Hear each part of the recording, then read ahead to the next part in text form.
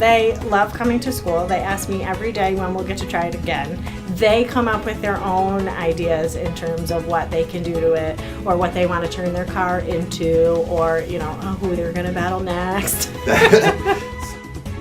Not I would say 5 minutes at most. And I've never gotten to play with Labo much, and I don't own any of it personally at home. So. And how hard was it for you to pick up? Not hard at all.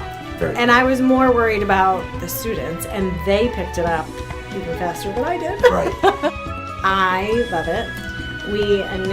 This idea kind of just came to me because my population struggles. Coming to school every day is a struggle, and I wanted to get something that would motivate them. So they love to build. Legos are a huge thing for us. So they build me all these wonderful creations. So when this came about, I wanted to get their hands on these cardboard pieces for them to kind of build. Not just for the hands-on piece, but just the motivation of getting to play while we're at school is very exciting for them. I needed to teach them how to drive. So we spent a little bit of time doing that, just understanding, pushing the left, pushing the right, pushing the two together, and kind of understanding how to make the car physically go. But then I started going through the Institute of Play manual, and I found I loved the idea of the obstacle course, and I loved the idea of just having races. So the obstacle course is kind of just taken over right now.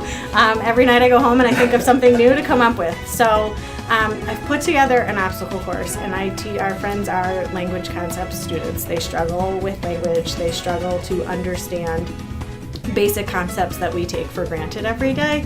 So, having to go around, or show me over, show me under, show me in. So with the obstacle course, it just kind of felt like it led naturally into teaching them more, or reinforcing more of those concepts. So we've created our course.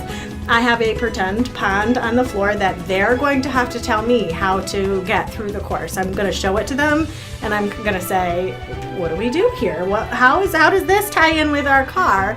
And I'm hoping that they're going to communicate with me that we have to go around the pond. Does it make sense to go left? Does it make sense to go right? I actually, at recess the other day, got them to build me tunnels. So they built me a tunnel that we have to go through, but I don't want them to just tell me we have to do that. We have to go like this. Right. I want them to be able to say we have to go through the tunnel. That is an incredible way. We've got little farm animals that they have to push into the pen. I have a bridge that they'll, it's just a flat 2D bridge, but they're gonna have to just go over the bridge. I have stop signs. I have one-way signs. It kind of just naturally put itself there. Awesome. These concepts that I was talking about through and over, I kind of embed into our everyday life anyway. A lot of the times it was through text and, physically asking them to act it out. This is just another extension of that. We've already kind of talked about the sciences a little bit, about how to make this go. I really like ideas of allowing them to figure out how to make it go differently. I can't wait to pull in the fishing pole. The fishing pole is huge. So when I was reading in the manual again about the fishing pole and making them a contest, putting them into teams so that they have to catch the fish, they're counting the fish as they go, who caught one more, who caught one less.